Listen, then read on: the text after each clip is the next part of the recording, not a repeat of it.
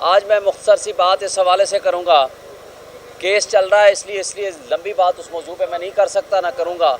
सिर्फ एक बात कहना चाहूँगा कि जब हमने नॉमिनेशन फॉर्म जमा कराया था, हमने लिखा था पीटीआई कैंडिडेट, ठीक है। और पीटीआई कैंडिडेट के तौर पर जब हमने नॉमिनेशन फॉर्म जमा करा दिया, इलेक्शन कमीशन ने हमारे खिलाफ ऑर्डर कर दिया। पेशावर हाई कोर्ट ने हमें बहाल कर दिया, हमारा निशान, इंतखाबी निशान। और जब सुप्रीम कोर्ट में आए, वो आखिरी दिन था और सुप्रीम कोर्ट ने कहा कि नहीं जी, आपको इंतखाबी निशान नहीं मिल सकता। और सेम डे हमने नज़रियाती के फॉर्म वो लेकर गए टिकट। जब वहाँ पहुँचे हैं तो दिन के कुछ 2:30-3 बजे थे। मैंने फौरी तौर पर दरख्वास्त दी, लेटर लिखा इलेक्शन कमीशन को, जनाब ये हमसे नज़रियाती के कागज़ नहीं ले रहे, टिकट नहीं ले रहे। तो इलेक्शन कमीशन ने आधे घंटे के अंदर पूरे पाकिस्तान के तमाम रिटर्निंग ऑफिसर को लिख के दे दिया कि इनसे नज़रियाती, पीटीआई नज़रियाती के ना सिर्फ कागजात यानी टिकट ना ली जाए, बल्कि अगर कोई टिकट जमा कराए तो उसके खिलाफ आर्टिकल 62-63 के तहत कार्रवाई भी की जाए। उसके बाद हमने नहीं कराया। और फिर शाम को, ये बाद का वाक़या है, कि उसको उठा के ले गए और प्रेस कॉन्फ्रेंस करा दी। सवाल मेरा सिर्फ ये एक है, क्या हमने इंडिपेंडेंट या आज़ाद अपने आप को खुद बनाया था? हमें बनाया या इलेक्शन कमीशन ने या सुप्रीम कोर्ट ने? मुझे बता दें कि आज हमारे ऊपर सवाल हो रहे हैं कि हम आज़ाद हैं।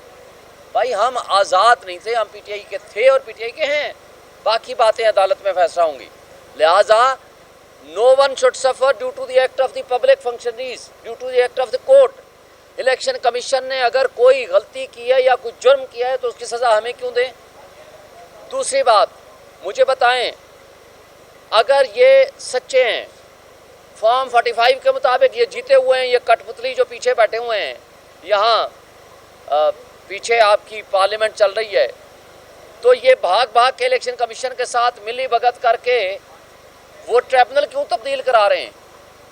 ट्रिब्यूनल तो वो हैं कि जो कानून के तहत जिनको with the consultation of chief justice appoint होना है, इस्लामाबाद में अपॉइंट हो चुके हैं। यानी 3 मेरे मुजरिम हैं। इलेक्शन कमीशन, वो कठपुतली एमएनए तारिक फजल और उसके साथ 2 साथी और रिटर्निंग ऑफिसर जिन्होंने जुर्म किया है, जिन्होंने कंसोलिडेशन ऑफ रिजल्ट बाद में किया है, फॉर्म 47 बाद में जाली बनाए, लेकिन नोटिफिकेशन पहले कर दिया। और उसके अलावा बहुत सारी रीज़न है। तो जब 3 मुल्ज़िम और मुजरिम इकट्ठे होके एक जज से अपना केस ट्रांसफ़र कराएंगे तो मुझे बताएं उसकी क्या ऑथेंटिसिटी होगी, उसकी वैलिडिटी क्या होगी, उसकी वैल्यू क्या होगी? बेईमानी तो यहाँ से प्रूव्ड है। और उसके साथ मुझे बताएं कि 3 दिन से या 2 दिन से बड़ा झगड़ा चल रहा है अज़्म इस्तेहकाम पाकिस्तान। अल्लाह करे पाकिस्तान मुस्तहकम हो। भाई कैसे मुस्तहकम होगा कि जो $5.5 बिलियन की दुबई लीक्स हुई हैं, हमारे पाकिस्तानी सरकार के साबका और मौजूदा लोगों ने और साबिक जर्नैलों ने आधा दुबई ख़रीद लिया, लेकिन मीडिया पे उस पर बात नहीं कर सकते। क्यों? इसलिए कि ये कौमी सलामती का मसला है। झगड़ा है तो सिर्फ इमरान खान की गुफ्तगू नहीं होनी चाहिए, उसको टीवी पे नहीं आना चाहिए। ये क्या है कौमी सलामती? $12.5 बिलियन तो कोई अहमियत ही नहीं। तुर्की अलग है, मलेशिया अलग है, यूके अलग है, यूएसए अलग है, जितनी प्रॉपर्टीज़ भी हैं ले जाओ इधर से, मनी लॉन्ड्रिंग का पैसा इधर से पैसा कमाओ बेईमानी के ज़रिए, तुम्हारा मेरा पेट काट के, और ले जाएं दुबई। आपको पता है, बाकी लोगों के अलावा सारा पता है आपको। नवाज शरीफ की फैमिली, पता चला कि रिपोर्टेडली जनाब मरियम नवाज़ वहाँ मसाज सेंटर चलाती हैं, किसी ने नहीं पूछा। पूरा मीडिया बोल रहा है ना हाँ की ना की। जरदारी साहब के 3 बच्चों की प्रॉपर्टीज़ हैं और इसमें जो कंपनीज़ के नाम है वो उसमें शामिल नहीं है। फिर आगे क्या करते हैं जनाब, वो एक जरदारी साहब का बच्चा कहलाता था राव अनवार साहब। राव अनवार साबिक SSP जो डिसमिस्ड है, रिपोर्टेडली उसकी 77 प्रॉपर्टीज़ निकली हैं दुबई में। तो मुझे बताएं कि फिर एक कांस्टेबल से लेकर IG तक कितनी होंगी? लेकिन सवाल आप नहीं कर सकते, मैं नहीं कर सकता, कोई इंटेलिजेंस एजेंसी नहीं कर सकती, कोई IB नहीं कर सकती, कोई MI नहीं कर सकती। कोई FIA, कोई नैब कुछ सवाल नहीं कर सकती, क्योंकि वो ताकतवर लोग हैं।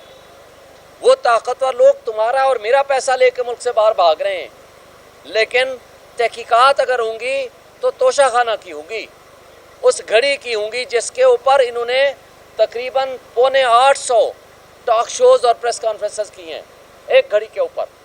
लेकिन दुबई लीक्स के ऊपर इनको मौत आ गई है ये कोई बात कर सकें।